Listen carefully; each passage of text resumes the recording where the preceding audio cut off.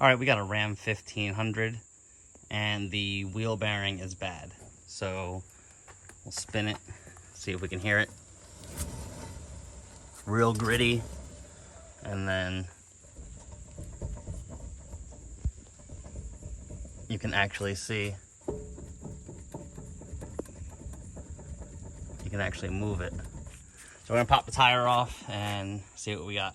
All right, we got the wheel off, and as you can see, the rotor's moving up and down when you grab the lug.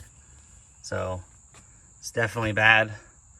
The easiest way to get it off is just gonna be to pull the entire caliper and mounting bracket assembly back there, take off the 2 bolts, take the whole assembly off and just kind of hanging out of the way. Then you can pull the rotor off, and there are 3 bolts that are holding the hub assembly on the back. So let's get all that broke down. Okay, we removed the caliper and hub assembly. There's a dust shield behind it. You're gonna have 2 3/4 bolts for the caliper mounting bracket and 3 18 millimeters for the hub assembly to spindle. So you're just gonna wanna go ahead and just clean out any gunk in here, spray it off with some brake clean or whatever, get it all clean. And a lot of people say to put Loctite on these. They do not come with Loctite from the factory anywhere. So you wanna just follow your torque specifications for whatever your vehicle you're using. So we'll clean everything up.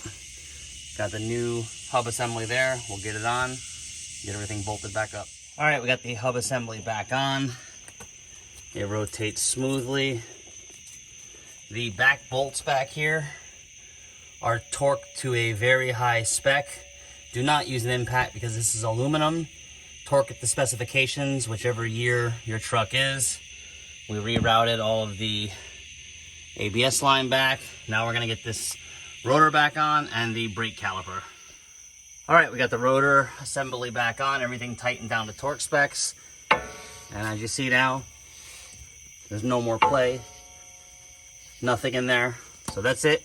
Simple, you can change it out in about 20-30 minutes, but just make sure you have a torque wrench with you. Hope this helps. Thanks for watching. Please subscribe.